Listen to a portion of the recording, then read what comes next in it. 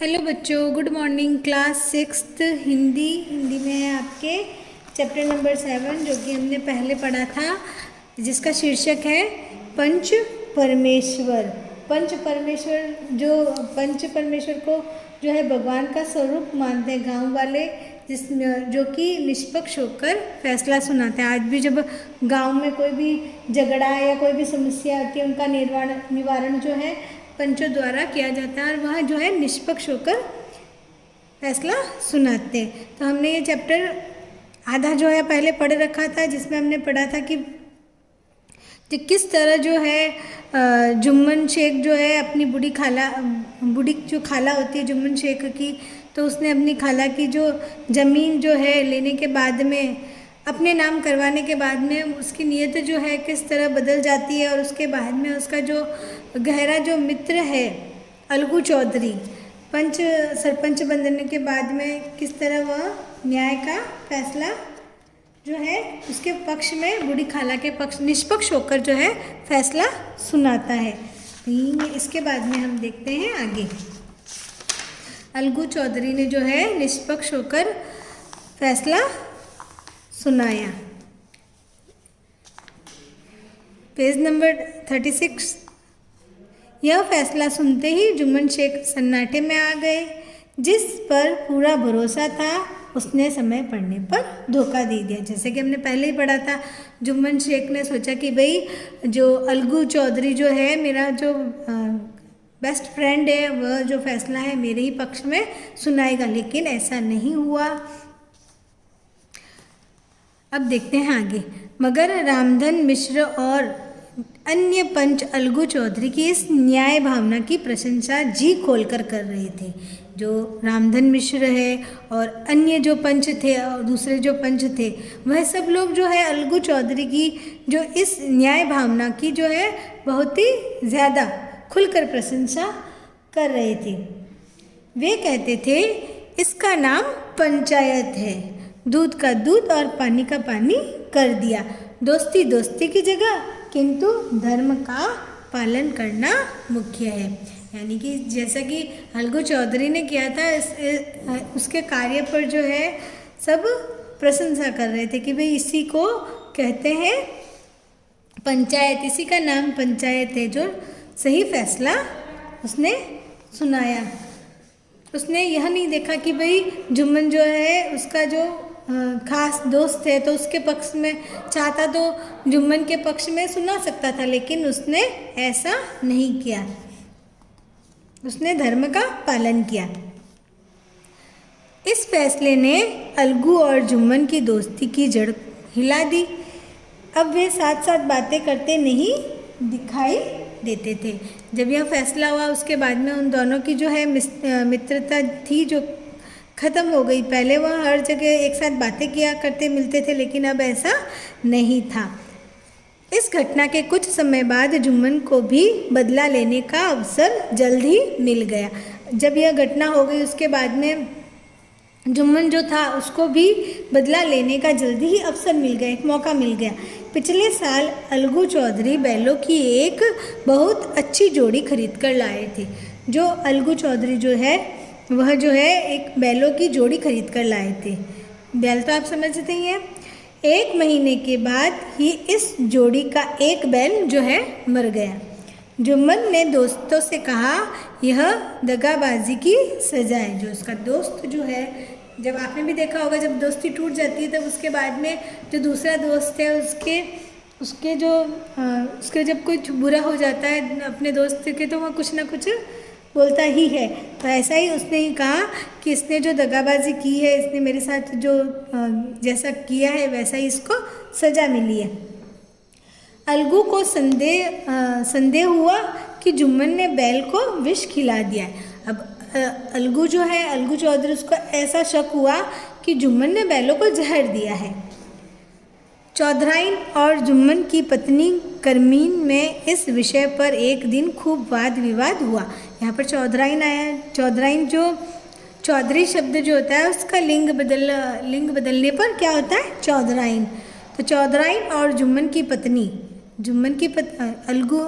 अलगू चौधरी की पत्नी जो चौधराइन और जुम्मन की पत्नी जो थी करमीन, इन दोनों के बीच में इस विषय को, इस बात को लेकर बहुत ही खूब जो है वाद विवाद हुआ, बहुत ही झगड़ा हुआ। उनका कहना था, अलगू चौधरी का कहना था कि भाई तुमने जो है बैल को झर दिया है। दोनों ने अपनी पत्नियों को डांट डपट कर समझा दिया। अब दोनों ने अपनी अपनी पत्नियों को डांटा और समझा दिया। अब अकेला बैल किस काम का? अलगू को लगा कि अब अकेला बैल किस काम का। अलगू ने सोचा कि इसे बेच डालना चाहिए। उसने सोचा अब इसको बेच देना चाहिए। गांव में एक समझू साहू थे। कौन थे? समझू साहू।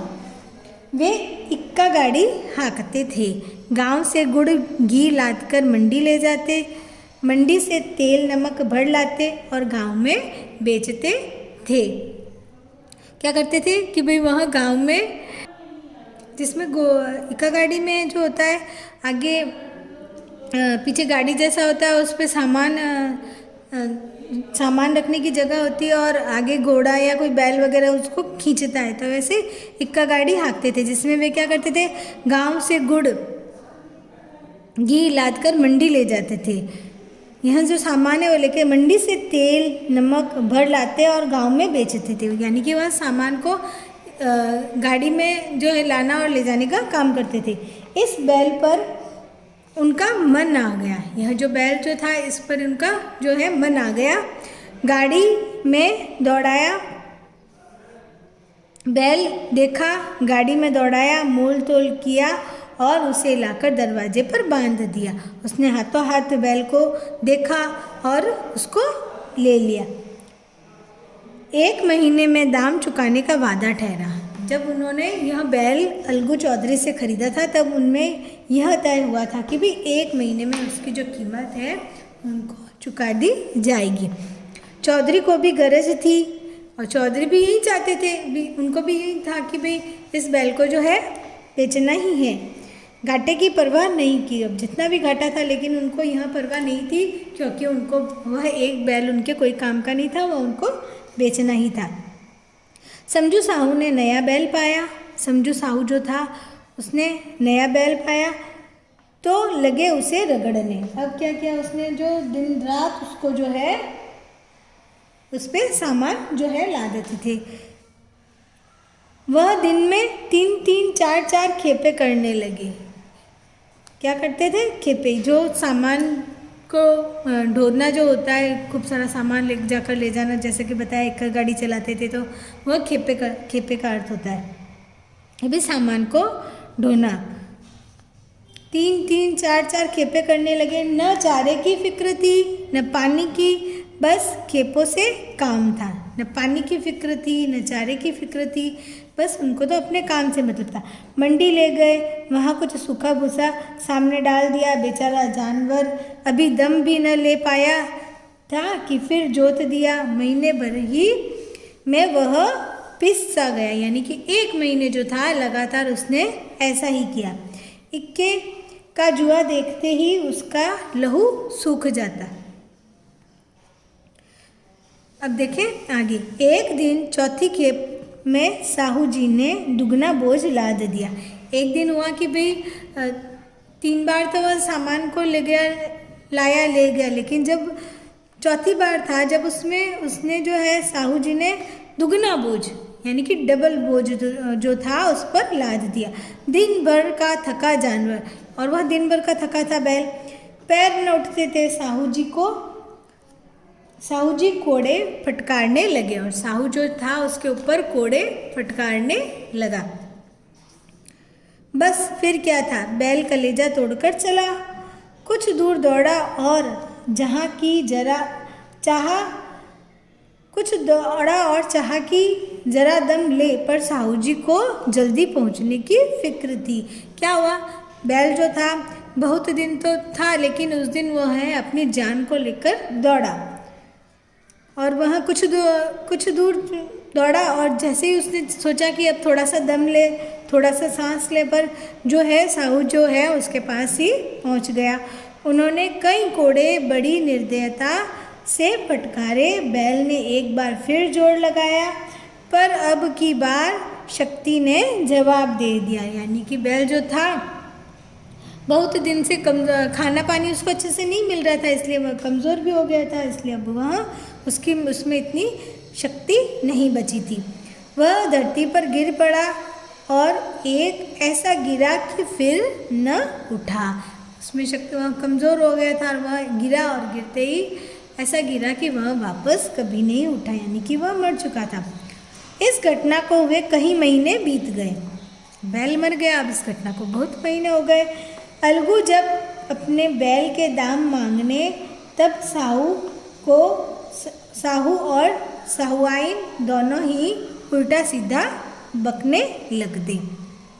अलगू चौधरी जो है, जब अपने बैल के जो कीमत जो है 1 महीने में देना तय हुई थी, लेकिन जब वह मांगते तब साहू जो थे और उनकी पत्नी क्या थी, साहुआइन, यह लिंग परिवर्तन में साहू का होता है साहुआइन, दोनों ही उनको जो है उल्टा सीधा बकते थे।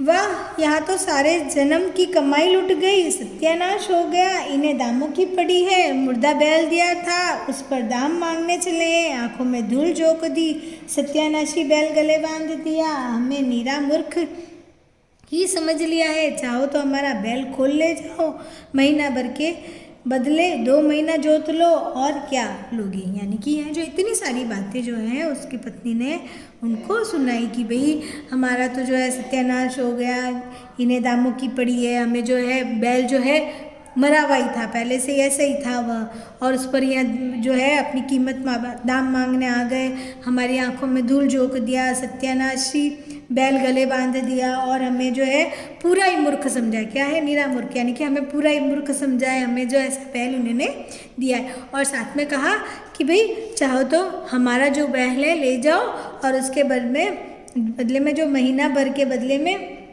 2 महीने हमारे बैल को जोत दो, और क्या लोगे, बैल के बदले बैल ले लो, और एक महीने की जगह 2 महीना उसको जोत लो। ऐसा उसकी पत्नी ने उसको सुनाया। शोरगुल सुनकर गांव के भले मानस जमा हो गए। जब इतना शोरगुल होता तो और भी गांव के जो आदमी थे जो इकट्ठा हो गए, उन्होंने दोनों को समझाया। साहू ही को दिलासा देकर घर से निकाला। वे परामर्श देने लगे कि इस तरह से काम न चलेगा, पंचायत कर लो, जो कुछ तय हो जाए उसे स्वीकार कर लो। साहू जी राजी हो गए। अलगू ने भी हामी भर ली। अब जब ज़्यादा झगड़ा बढ़ गया तो गांव के जो और भी जो भले मानस है, भले इंसान है, जो लोग इकट्ठा हो गए, दोनों पक्ष को समझाने लगे, और उन्होंने यह सलाह भी दी कि भाई ऐसा इस तरह से रोज़ रोज़ काम नहीं चलेगा, तुम जो है पंचायत कर लो, जो है सही निर्णय हो जाएगा। पंचायत की तैयारी होने लगी। दोनों पक्षों ने अपने अपने दल बनाने शुरू किए। इसके बाद तीसरे दिन उसी वृक्ष के नीचे पंचायत बैठी। पंचायत की तैयारी हो गई और दोनों पक्षों ने अपने अपने दल बना दिए, अपने अपने पक्ष में लोगों को इकट्ठा कर लिया, और वही जो वृक्ष जहाँ पर जुम्मन शेख की जो खाला ने पंचायत बैठाई थी, वहीं पर वे लोग भी इकट्ठे हो गए। सब लोग बैठ गए और रामधन मिश्र ने कहा, अब देरी क्या है, पंचों का चुनाव हो जाना है। बोलो चौधरी, किसको पंच बनाते हो। वही बात जब वह जुम्मन को बोला था कि भाई किसको पंच बनाते हो, वही बात थी। जुम्मन और उसकी खाला को जो बोला था कि भाई किसको पंच बनाते हो, वैसे ही यहाँ पर चौधरी से पूछा कि किसको पंच मानते हो।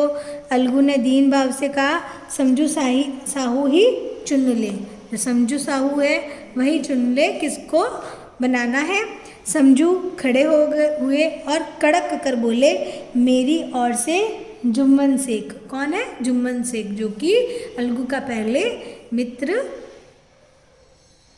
था,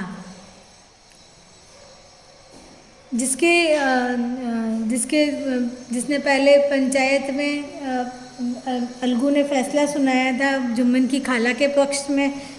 तो उस दिन के बाद में उनकी जो मित्रता जो है समाप्त हो गई थी।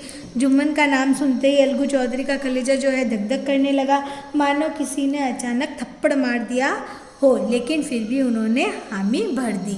उनको लगा, जैसे ही जुम्मन का नाम सुना तो अलगू चौधरी जो है उनका हृदय जो है धड़कने लगा, क्योंकि उनको ऐसा लग रहा था कि जो है जुम्मन जो है इसके पक्ष में तो बिल्कुल भी नहीं होंगे, क्योंकि पहले इन दोनों का झगड़ा हो चुका है, इन दोनों के बीच में दरार पड़ चुकी है, इसलिए तो उनको ऐसा लगा। फिर भी उन्होंने हाँ भर दी। जुम्मन पंच बने।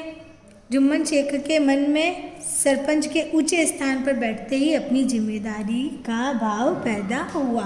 यानी कि जब भी जो कोई भी, जैसे इसको क्या कहा जाता है, पंच परमेश्वर, यानी परमेश्वर यानी भगवान, ईश्वर के समान। तो यहाँ पर जो है जैसे ही जुम्मन शेख भी जैसे ही सरपंच के पद पर बैठते ही अपनी जिम्मेदारी का जो भाव है अपने आप उनके मन में आया। उसने सोचा, मैं इस वक्त न्याय और धर्म के सर्वोच्च आसन पर बैठा हूँ, सबसे ऊंचे आसन पर बैठा हूँ जहाँ पर न्याय और धर्म, मुझे सत्य से जौ भर भी टलना उचित नहीं है। उसने कहा कि जो भी सच है वही सच है, उस सच से मुझे जौ भर भी पीछे हटना नहीं है, यानी कि मुझे सच के पक्ष में ही फैसला सुनाना है। पंचों ने दोनों पक्षों से सवाल जवाब करने शुरू कर दिए, जैसा कि पहले हुआ था। बहुत देर तक दोनों दल अपने अपने पक्ष का समर्थन करते रहे, यानी कि दोनों जो दल थे अपने अपने पक्ष का जो है समर्थन करते रहे। इस विषय में तो सब सहमत थे कि समझू को बैल का मूल्य देना चाहिए, परंतु दो महाशय इस कारण छूट दिलाना चाहते थे कि बैल के मर जाने से समझू को हानि हुई। बहस के अंत में जुम्मन ने फैसला सुनाया। इसमें जो है अपने अलग अलग दो पक्ष थे, दोनों जो है सब लोग, ज़्यादा से ज़्यादा लोगों ने कहा कि भाई समझू को बैल का मूल्य देना चाहिए, लेकिन दो महाशय जो थे वह यह चाहते थे कि भाई बैल के मर जाने से समझू को हानि हुई है, इसलिए उसको जो है इसमें छूट देनी चाहिए। और लेकिन बहस हो गई, उसके लास्ट में जुम्मन ने अपना फैसला सुनाया कि अलगू चौधरी और समझू साहू, अलगू चौधरी ने अपना बैल समझू को दिया। यह दोनों पंचों ने तुम्हारे मामले पर अच्छी तरह विचार किया है। पंच जो है इन्होंने इनके फैसले पर जो है उनके मामले पर बहुत अच्छी तरह से विचार किया है। समझू को चाहिए कि बैल का पूरा दाम दे। क्या कहा? समझू को चाहिए कि बैल का पूरा दाम दे। जिस वक्त उन्होंने बैल लिया उसे कोई बीमारी न थी। अगर उसी समय दाम दिए जाते तो आज हमारे सामने यह मामला ही न होता। बैल की मृत्यु केवल इस कारण हुई कि उससे बड़ा कठिन परिश्रम लिया गया और उसके दाने चारे का कोई अच्छा सा प्रबंध नहीं किया गया। यही बात जो सच थी वह जुम्मन ने फैसले में कही कि बैल का पूरा दाम देगा। साहू जो है बैल का पूरा दाम देगा। क्योंकि जब उसने बैल लिया था अलगू से उस समय बैल जो है बिल्कुल बीमार नहीं था। अगर उसी समय कीमत अगर उसने दे दी होती तो आज यह बात नहीं होती। लेकिन बैल की मृत्यु के कारण उसे अब कठिन परिश्रम लिया, कारण यह था कि उसे कठिन परिश्रम लिया गया और उसके दाने का चारे का कोई भी प्रबंध नहीं किया था, इस कारण उसकी जो है मृत्यु हुई है। अब देखो रामधन मिश्र बोले, समझू ने बैल को जानबूझकर मारा है, अतः उसे दंड देना चाहिए। और साथ में यह भी हुआ, रामधन मिश्र ने कहा कि भाई समझू जो है उसने बैल को जानबूझकर मारा है, क्योंकि उसको दिन रात मेहनत करवाता था, इसी कारण उसको भी सजा मिलनी चाहिए। जुम्मन बोले, यह दूसरा सवाल है, हमें इससे कोई मतलब नहीं है। झगड़ू साहू ने कहा, यहाँ पर समझू साहू होगा, समझू को दामों में कुछ छूट दिलानी चाहिए। यहाँ पर झगड़ू साहू का आया है। झगड़ू साहू ने कहा कि भाई जो समझू जो है उसको जो है दाम में कुछ छूट देनी चाहिए, यानी कि जो पूरा पैसा है उससे थोड़ा कम पैसा उसको देना चाहिए। जुम्मन बोले, यह अलगू चौधरी की इच्छा पर निर्भर है कि वह पूरे पैसे लेता है या फिर उसमें कुछ कम करता है। अलगू चौधरी फूले न समाये उठ खड़े हुए और जोर से बोले, पंच परमेश्वर की जय। क्या कहा? पंच परमेश्वर की जय। किसने कहा? अलगू चौधरी ने, क्योंकि वह बहुत ज़्यादा खुश हो गए। यहाँ पे मुहावरा है फूले न समाये, यानी कि वह बहुत ही ज़्यादा खुश हो गए थे और उन्होंने खड़े होकर कहा कि भाई पंच परमेश्वर की जय, क्योंकि जुम्मन जो है उन्होंने बहुत ही सही फैसला किया है। इसके साथ ही चारों ओर से आवाज़ हुई, पंच परमेश्वर की जय। इसके साथ ही सभी लोगों ने पंच परमेश्वर की जय जयकार करना शुरू कर दिया। प्रत्येक मनुष्य जुम्मन की नीतिका को सराहता था और वहाँ पर जो जितने भी व्यक्ति थे उन सब ने जो है जुम्मन की जो नीति, जुम्मन का जो व्यवहार जो है, उन्होंने जो सही निर्णय जो लिया है, इस व्यवहार को जो है सभी ने सराहना किया। इसे कहते हैं न्याय। यह मनुष्य का काम नहीं है, पंच में परमेश्वर वास करते हैं। गांव वालों का मानना है कि यह जो काम है किसी मनुष्य ने नहीं किया है, बल्कि जो पंच जो है परमेश्वर के समान होते हैं। जब पंच परमेश्वर के स्थान पर जो भी व्यक्ति मनुष्य बैठता है तो उसमें जो है परमेश्वर का वास होता है और उन्होंने ही ये काम किया है। सभी का यही मानना था, यहाँ पे सभी यही कर रहे थे। थोड़ी देर बाद जुम्मन अलगू के पास आए और उनके गले लिपटकर बोले, भैया, जब से तुमने मेरी पंचायत की तब से मैं तुम्हारा प्राणघातक शत्रु बन गया था, यानी कि जानलेवा जो दुश्मन होता है वह। पर आज मुझे ज्ञात हुआ कि पंच के पद पर बैठकर न कोई किसी का दोस्त होता है न दुश्मन, न्याय के सिवा उसे और कुछ नहीं सूझता। आज मुझे विश्वास हो गया कि पंचायत की जुबान से खुदा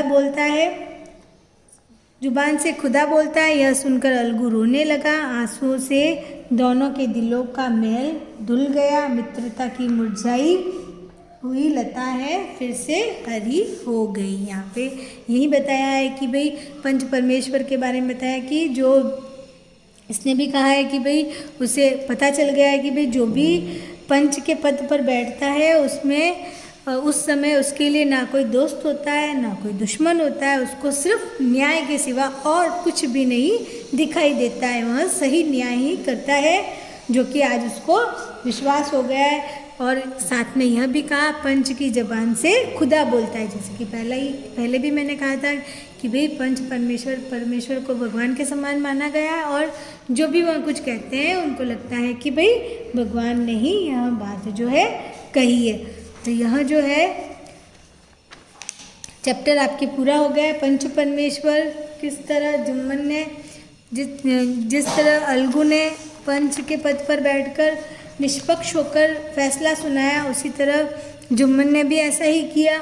और इससे यही पता चलता है कि भाई पंच जो है परमेश्वर के समान है, पंच परमेश्वर।